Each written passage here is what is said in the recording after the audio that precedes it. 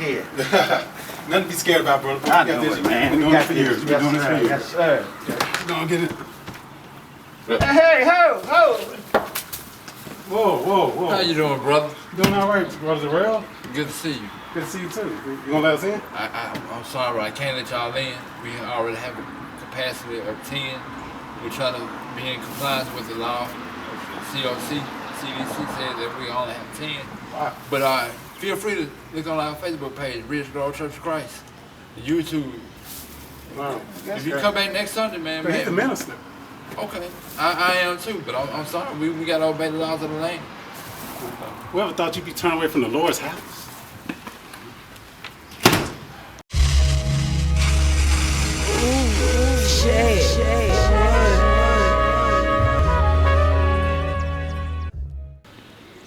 Welcome back to the bestsellers list. I'm Thomas Sellers Jr., your host. This is our second volume. I'm a little disappointed just getting turned away from church, but I guess that's just a sign of the times. With this coronavirus that's out there, we have to obey the laws and just make sure we have social distancing. But this is a time in the world that nobody's ever seen before. So it's got me to thinking, what are like the top 10 moments in the history of the United States when the world just seemed to come to a stop? And we thought, how are we going to bounce back from this? How are we going to overcome this? So I decided to come to my mom and dad's home, where my dad used to sit me down with the Encyclopedia Britannicas, and we used to go over history all the time. He used to always tell me, this history is going to come in handy one day to help you understand how to navigate in the world. So I'm finna count down my top 10 moments of when the world just seemed to come to an end, but we did overcome it and we bounced back. Just sail.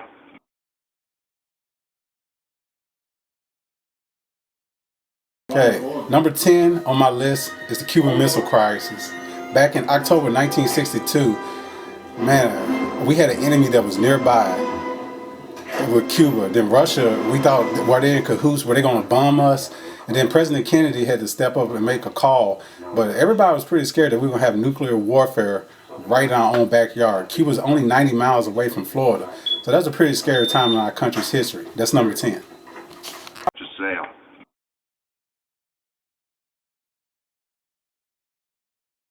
At number 9 is the assassination of Dr. Martin Luther King. Being from Memphis, you're going to learn about the history of Dr. King's assassination that took place April 4, 1968. We just recently observed that anniversary. He was down here for the sanitation worker strike, and he gave a famous speech the night prior to his assassination. Now, the thing that took place after that were race riots across the United States. There were moments like the entertainer James Brown stepping up to his stage in front of his audience and telling them we need peace to overcome this, what Dr. King won't. But we had to bring back the race relations after that assassination and later on RFK in 1968. So the world came to a standstill on April 4th, 1968 with Dr. King's assassination. Just sail.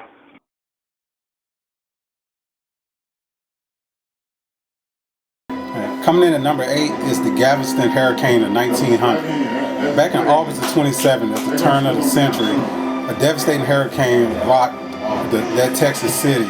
Now, the reason why this stands out because this was the first of its kind, of such a magnitude, and we learned how to handle hurricanes like Andrew, Katrina throughout the years since then, but this kind of set the template of how we're going to react as a country to such natural devastation. So sometimes an act of God can shut us down and make us have to reevaluate how we do things. The Galveston Hurricane in 1900 was one of those incidents. Just sail.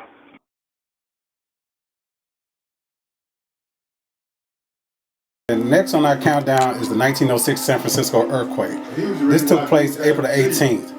Now, another natural disaster. It taught us how we had to handle things, but also changed how we did architecture across the country, especially in the city of San Francisco. So we got to pay homage to this incident because it stopped the world, but it made us better, and better in so many different ways when you think about that earthquake in 1906 in San Francisco. Just sail.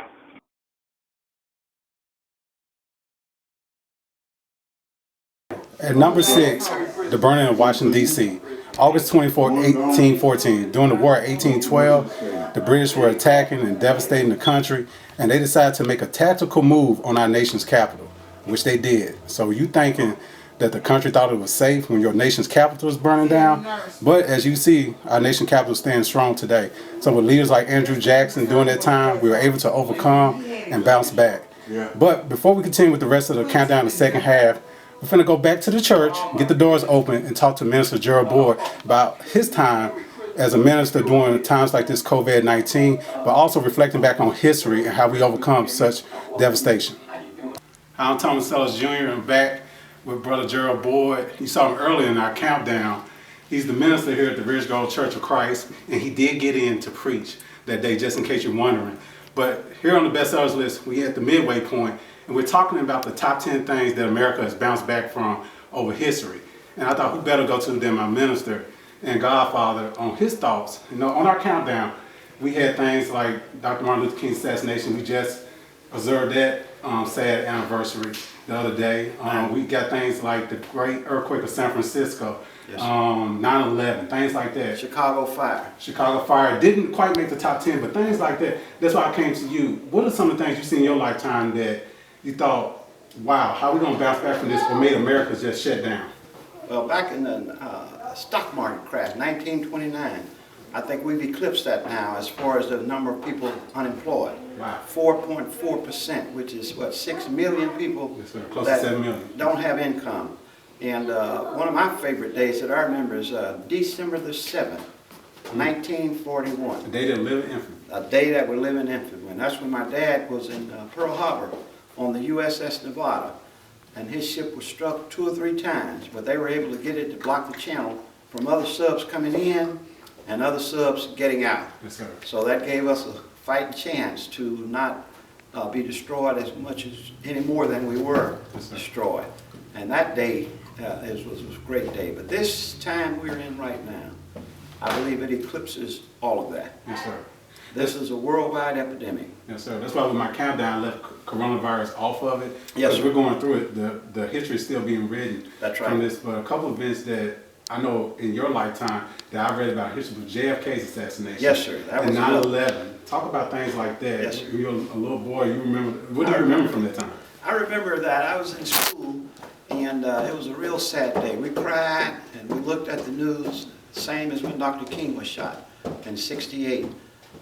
Back when Kennedy was shot, it was just a sad day. A cloud was over the whole country. Yes, sir. And it reminded us of how precious life is and how God is still in charge. Even though he let that happen, there was some good that came behind it. Yes, sir. So even in bad, good can happen. Yes, sir. So let's hope with this pandemic that we're going throughout the world that we'll learn a lot of lessons and the good will outweigh the bad. I know it's sad to see as many people dying as are dying, but let's just learn from it and see how precious life is and how we should take nothing for granted. So I got to ask you this, not taking anything for granted, how did America bounce back from the Kennedy assassination, and how did America bounce back from 9/11 and things like that? Well, one thing, and when those things happen, people showed a little more empathy and love for one another. People came to church services a lot more than they're doing now. And it helped us to understand that nothing beat us failure but a lack of trying. You know, we've got to rise to the occasion and realize that God sits high and look low. And he lets things happen for a reason. All these things happening now are for a reason. Bigger's not always better. If you can obey the gospel and get added to a small group, be real about it and make it to where your presence counts. You don't want to be in a crowd where you can get lost in the crowd. Whether you're there or not, people won't even notice because it's too many. Yes, sir. God whittled his business down to just a few. Jesus came here, he didn't choose 12,000 disciples or apostles. He didn't even choose 1,200 apostles. It wasn't even 120. Yes, sir. He chose 12, and one of them was a devil.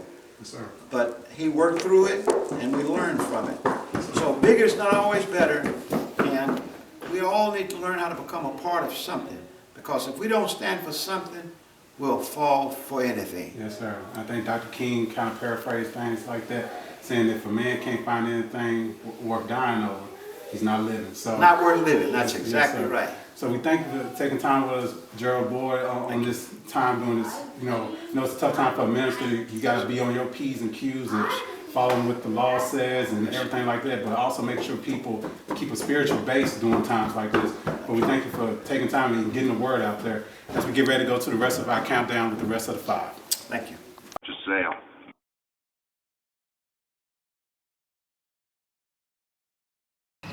Okay, we're back with our countdown with number 5. And if my math serves me correctly, on April the 15th, it'll be 155 years ago, Abraham Lincoln was assassinated on record by John Wilkes Booth at Ford's Theater, watching, I think, Our Cousin. He got shot in the back of the head. And right after the Civil War, the leader of the nation is assassinated. News didn't spread fast back in 1865, but once word got around, a lot of people didn't know what to do and had uncertainty of what direction the United States was going to go in, trying to bring the North and the South back together again. But the assassination of Abraham Lincoln was a devastation to our nation, but it prepared us for things and events that will come later. Giselle.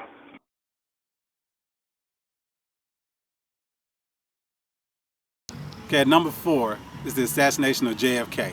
Back on November 22nd, 1963 in Dallas, Texas, our president was shot in front of everybody. It shocked the world, startled the world. Now, the biggest difference between his assassination and Abraham Lincoln was television coverage. Everybody can remember Walter Cronkite coming on TV, updating us and then letting us know that our president had died. But it was evident from the Sagruda film once we saw his brain come out of his head.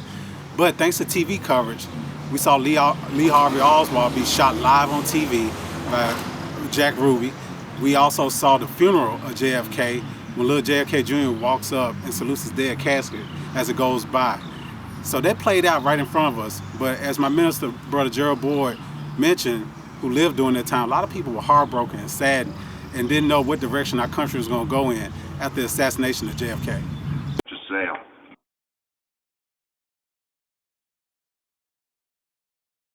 Three is the Great Depression. Back in October 29, 1929, the stock market crashed. There's no other way to put it. Now, what led up to it? Now, the Roaring 20s. Man, the 1920s were a good time. They had the flappers dancing around. They had the juke joints in the clubs and all the moonshine and prohibition. Women got the right to vote in 1920. So much great stuff was happening that, bam, it all came to an end on October 29, 1929. So when the stock market crashed, that has a trickle effect to a lot of stuff and a lot of things. But what brought it to an end? Wait a little bit later. I'll let you know how it came to an end. But that's number 3, the Great Depression. Giselle.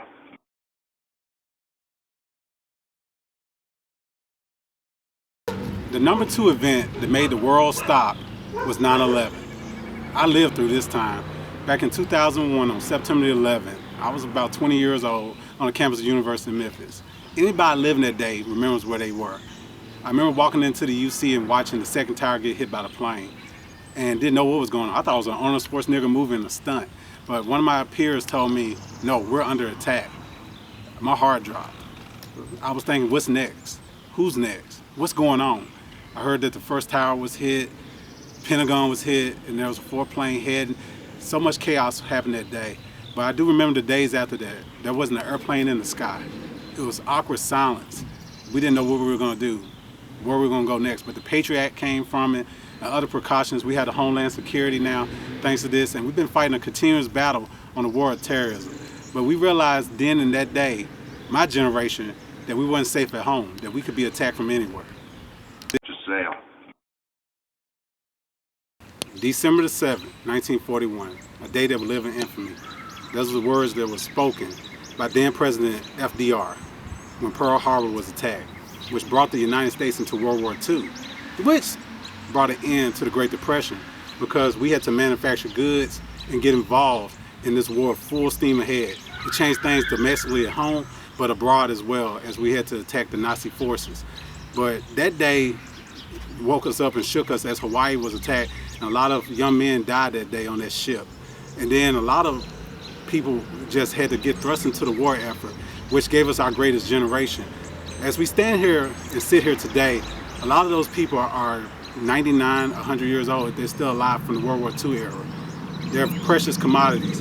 I had the pleasure, along with my goddaughter, of flying on a World War II plane with the man that was behind the plane, flying it during the time. He was 99 years old.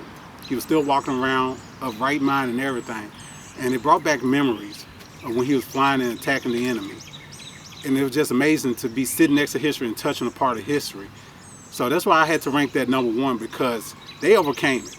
They bounced back and they saw us through a lot of things. Just like we're gonna see our way through this COVID-19 and bounce back. And we'll be telling our grandchildren, great-grandchildren, about how we survived the year 2020. Thanks.